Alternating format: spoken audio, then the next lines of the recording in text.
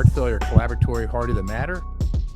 I'm here with some of my distinguished friends and colleagues to talk about device trials and how they contrast with drug trials. And it's been a focus of the collaboratory to really understand how we can make device trials better, how we can do device development better. I'm going to ask my colleagues to introduce themselves, and we'll start with Dr. Abraham.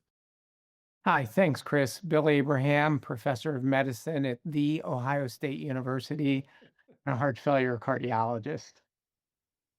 With a new hospital, by the way. That's right. Peter Carson. Hi, Peter Carson. I'm retired currently from full-time work, but I consult on many trials, and have been a heart failure cardiologist and clinical trialist for my entire career. Thank you, Peter. Dr. Walsh.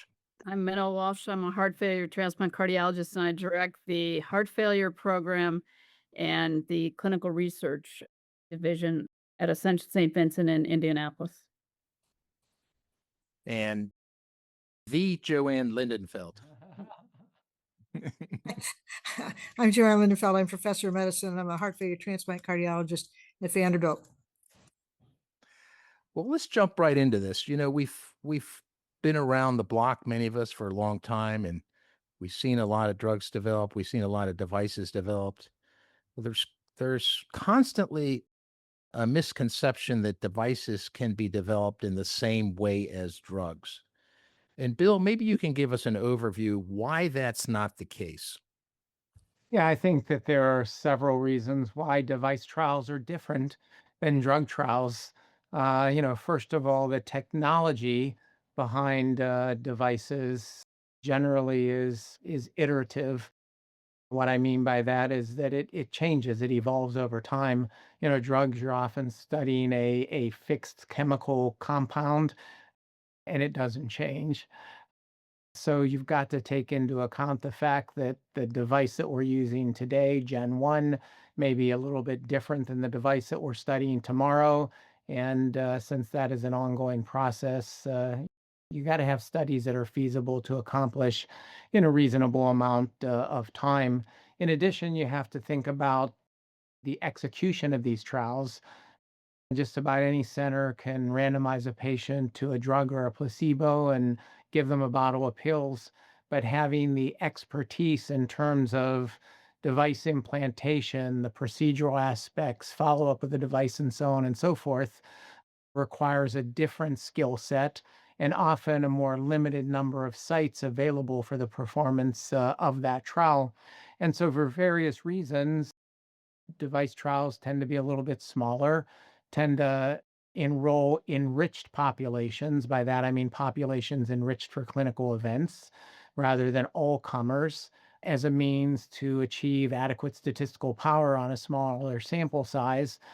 But in terms of the execution, the design, and the ultimate evaluation of outcomes, they are no less rigorous or robust than drug trials.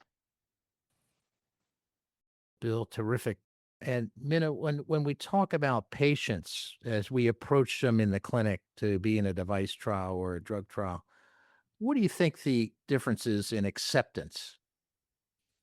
Well, that's a complex question, Chris, and I think it's sort of twofold at least. One, I do think that as opposed to placebo controlled trials of medications, patients, when we approach them about a device trial, just almost uniformly lack equipoise, even if we're trying to pull them toward equipoise with us and with our colleagues, our fellow investigators, and simply want the device.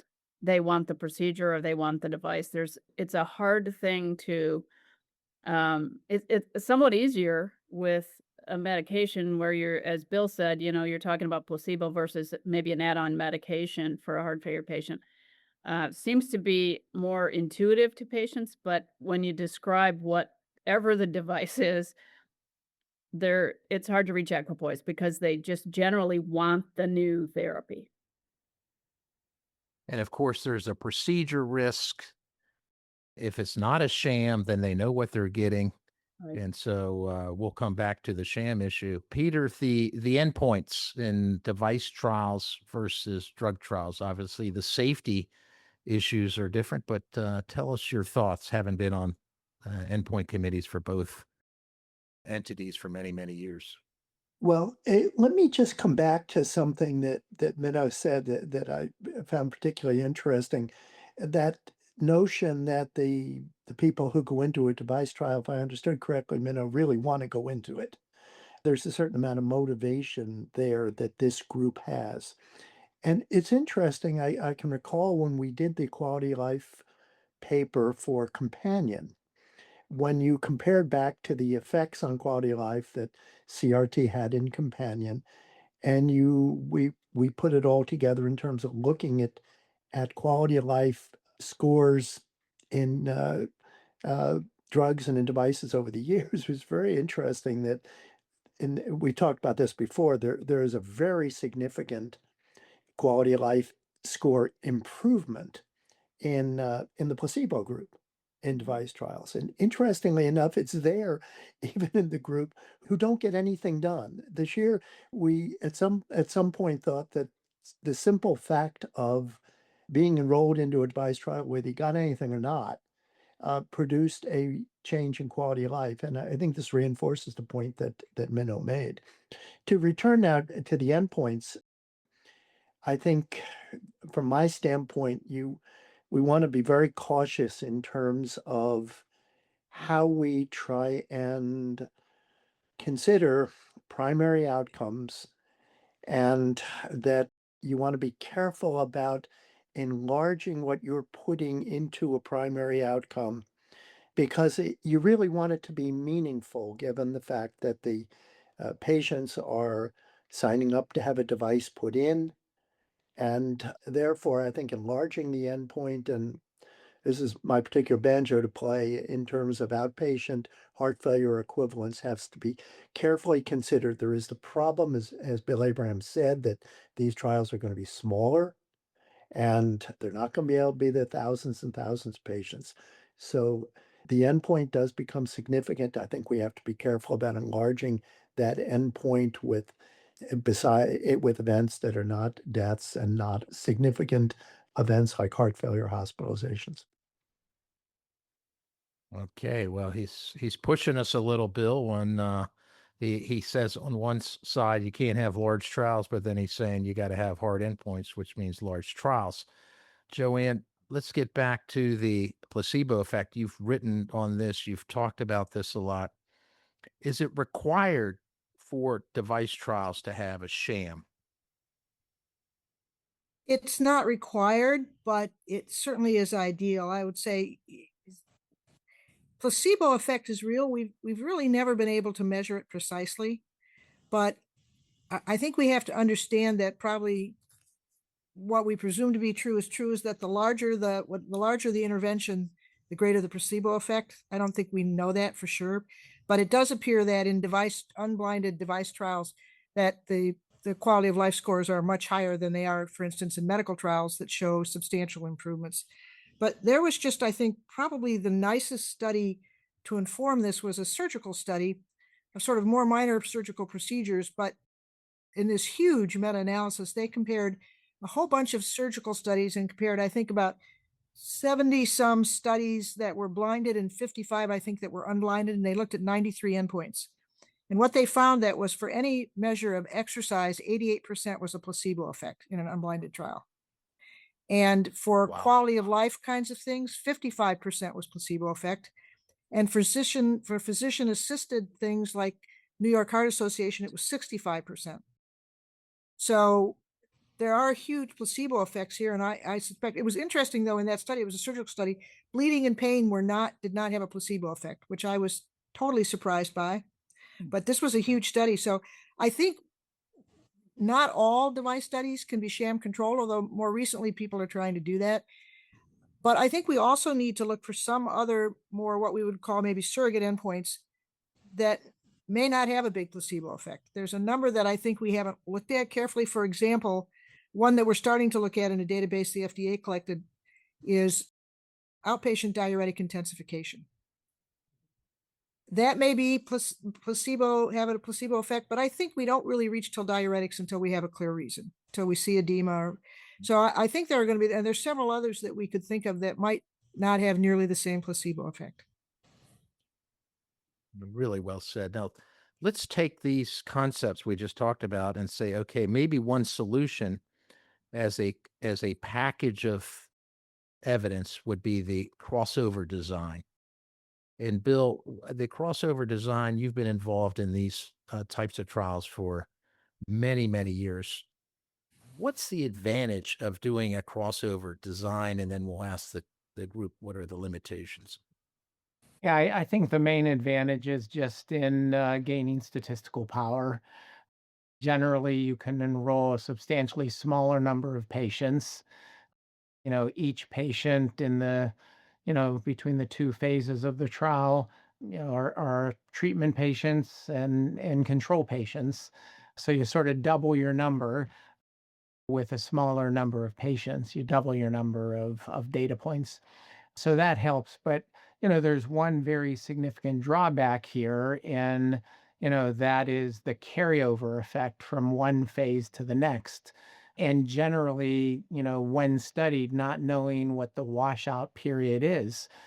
For example, with cardiac resynchronization therapy, we thought that when it was turned off years ago, we thought when it was turned off, the benefit dissipated relatively quickly, but subsequently found out that it takes at least 3 months, maybe up to 6 months, for those benefits to fully dissipate. The effects on reverse remodeling, for example, the fact that the heart is actually biologically improved with cardiac resynchronization therapy. So if you use CRT as an example, the MUSTIC trial was a relatively small crossover study that provided wonderful proof of concept for the effectiveness of cardiac resynchronization therapy, but it just wasn't enough until we did the proper, adequately powered prospective randomized control trial. But Bill, it would be So, fair to say that if you have a positive crossover trial, your device is going to be very good. I mean, just like CRT, I mean, even though there was a carryover effect, the results of that MUSTIC trial were very impressive. So if you hit it, even with a carryover effect, you've probably got a very potent device, because you're overcoming maybe some of the right? carryover effect. Would And be one the, thing, and the but progression of disease effect, but that's usually a little bit less in these short-term crossover studies. Yeah, I think the question is, do we view those types of trial designs as equivalent to phase 2, or can they be sufficient as a phase 3 or pivotal trial? And maybe under the right circumstances, they can. Yeah, I think so. Although I think the FDA has said that they haven't accepted those yet for phase 3 trials yet. Yeah. But I'm sure that in the package of data that you want more than one trial. And if you, as Bill, you nicely said, the crossover is your physiologically based, maybe intermediate endpoint phase 2, and then you do a more traditional design for phase 3, then you've got your total package. Joanne, given that you sort of eliminate the sham concept here, because in device trials, unlike drug, you could give everybody the device in certain circumstances and then randomize turn on, turn off. that's Uh, exactly what was done in the MUSTIC trial that Bill suggested. And also there was a cardiac contractility crossover trial that did the same thing. That was pretty positive. Hmm? And if the patient is its own control, which it is in crossover, you really drop the standard deviation around the variation of markers such as NT-proBNP and things like that. Minnow, the crossover design is one thing, but crossovers occur in device and drug trials for other reasons. One is sort of an intentional crossover at the end of the trial to give the placebo arm a chance to experience the device, gather more safety information, but also what does that mean for the patient that's on placebo and maybe they know they're on placebo? Isn't that an encouragement to say, wow, I'm going to get exposed to the device at some point? Yeah. I think that's very true because device, and I think that's true in medication trials as well. If the patient believes in the end that they may Mhm. have an earlier ability to receive whatever the therapy is, I think that's it's an incentive for enrollment for the patient. I always like to talk about how the Scud Heft trial was designed because I think it was important. It was one of our first really important. It was, I think, the first trial of a device in heart failure that was considered a heart failure trial. It was the first time, I think you guys probably all know this, that the events committee contained both EPs and heart failure docs. And before Scud Heft, there wasn't felt to be a need to have anybody but EP people on the events committee. But anyway, we finally convinced some people die of heart failure, so we should probably have. But in any case, those patients were randomized between a defibrillator, amiodarone, or placebo, and they didn't. The placebo limb was either amio or placebo, and nobody knew. That was double blinded. But at the beginning of that trial, patients were told that should the defibrillator primary prevention was proven, that they would receive a defibrillator, and they did. They did. It was the Mm. simple device that at the time Medtronic made, who was a sponsor. And having enrolled a lot of patients in that trial, I think that simple fact helped enrollment. That patients, because here you were, think about that trial that long ago. You were saying, by the way, have I ever mentioned to you your risk of sudden death and what this primary prevention trial is all about? So I think that kind of trial design makes the patient more invested in the question and also can see down the road that they may benefit. Very important point, I think, and Peter, maybe you can augment that. That is, we've seen challenges in enrollment in device trials. The LVAD trials do very well because everybody is extremely sick. You have a Well, captive audience, and it's not mostly just you're that. randomizing, guess, It's because one LVAD versus another. yeah, it's one LVAD versus these are patients who've already Mhm. the decision has been made or the recommendation to the patient has been made for an LVAD, and then you bring up the clinical investigation question. And so it's like the stent trials. Back in the heyday of stent trials, it was, you're going to receive this therapy. Would you like to be randomized? But Peter, would you say it would be a good thing to sort of mandate if it's determined that the device is efficacious, that the patients who were on the placebo arm would get a mandated opportunity to get the device as part of Oh, the trial? I think that would this comes back a little bit to the a comment a Minnow made earlier about people enrolling and their optimism about the trial and what is being tested. Certainly for those people who are enrolled because they're excited about being in a trial and the possibilities of what said device may do, that certainly would be something that would enhance enrollment. That would be very attractive. I was wondering if you wanted to talk a little bit about the patient monitoring devices, because that's a little bit different and they're ongoing. They're ongoing, but what happens to the placebo arm? Joanne, you were involved in these monitoring device trials too. Um, was there an Well, opportunity you for the can just, patients? yeah, there's an opportunity for patients to get the device, but also you can, as Bill very well knows, because he ran it, in the first trial, both were implanted and then the placebo group or the control group was turned down at 6 months. Bill, I think I've got that right? Yeah, yeah. So in the Champion trial, and I think it's a really an informative example here.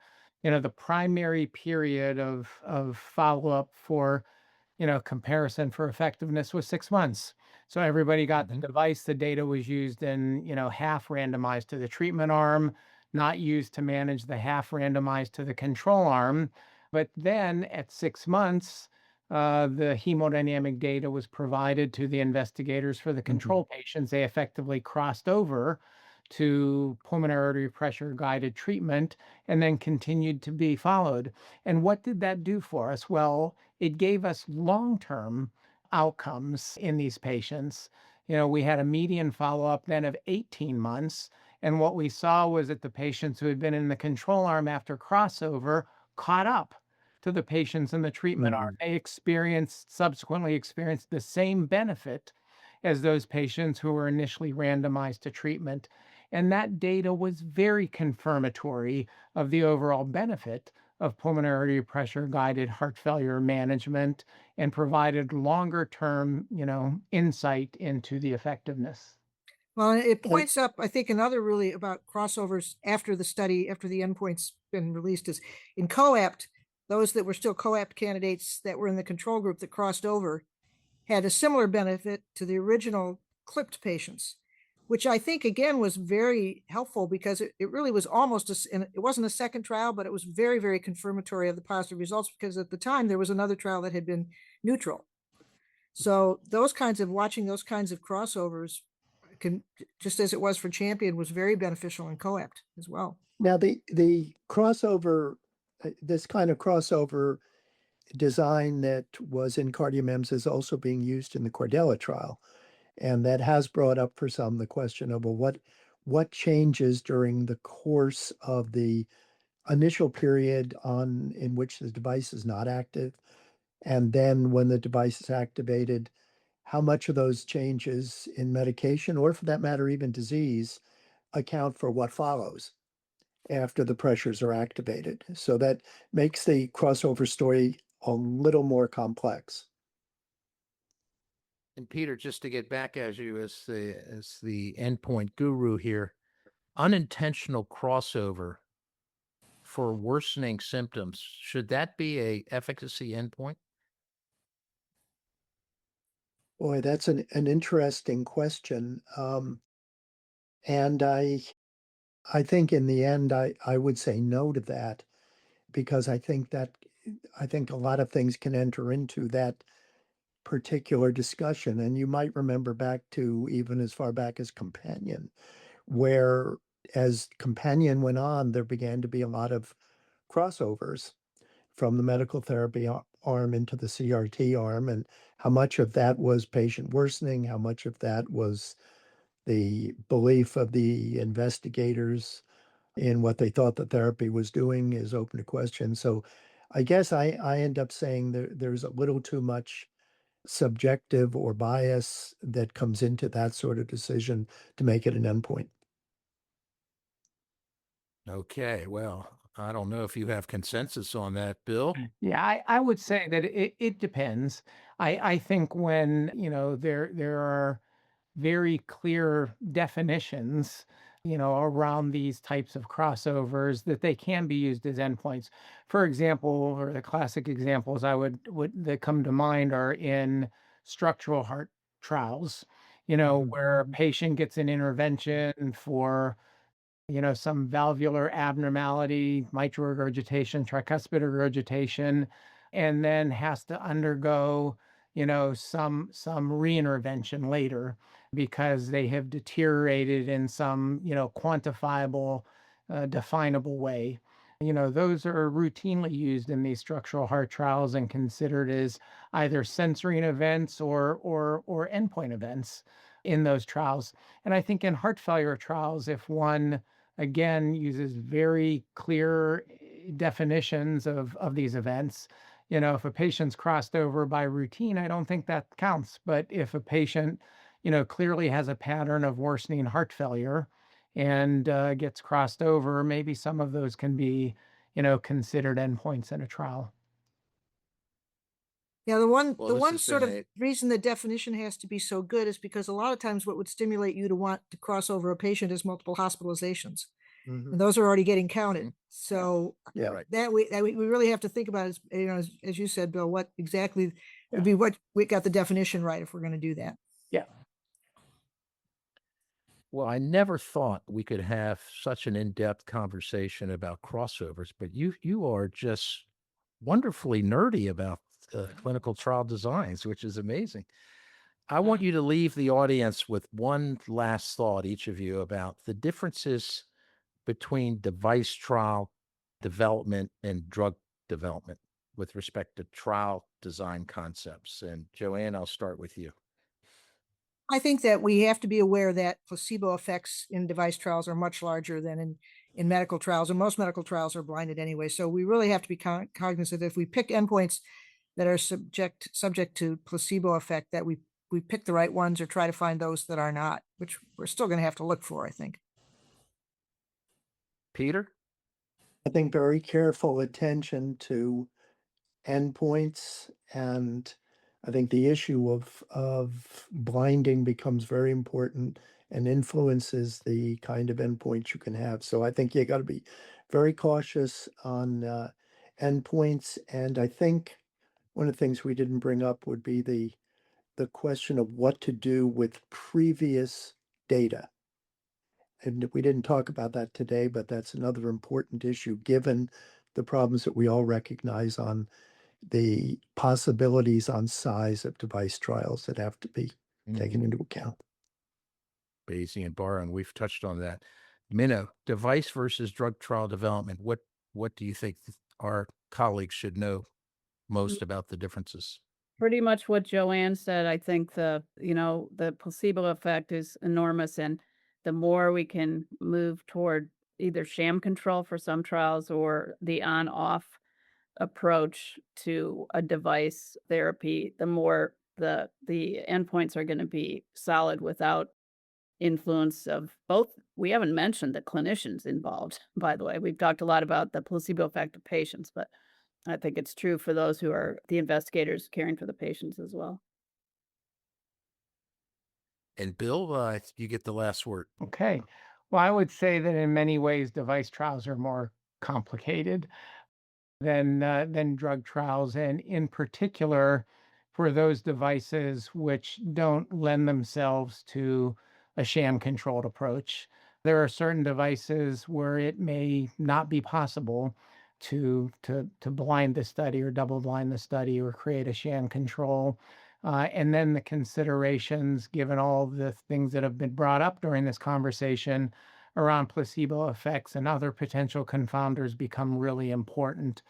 And I also want to just put a plug in here, because I think what Dr. Carson said about having clear definitions for endpoints and so on and so forth are really important comments. And so I'll put a plug in for the Heart Failure Collaboratory standardized definitions for endpoints in clinical trials. They're already there. They don't need to be reinvented, and I would encourage study sponsors to use them. By the way, the number one cited paper from the Heart Failure Collaboratory, Bill, so congratulations. The other piece we didn't talk about, and I'll leave it just as this to end it, is that the operator experience and the center experience. We can't minimize that those will influence some of the early safety events that we see in trials, and you don't see that necessarily in drug trials. Well, thank you so much. This has been a terrific conversation to make crossover design and device trial design so interesting on a Wednesday afternoon. So I want to thank my colleagues, and I want to thank the audience for being with us today at Heart Failure Collaboratory, Heart of the Matter. Thank you very much. Oh, thank you. Thanks.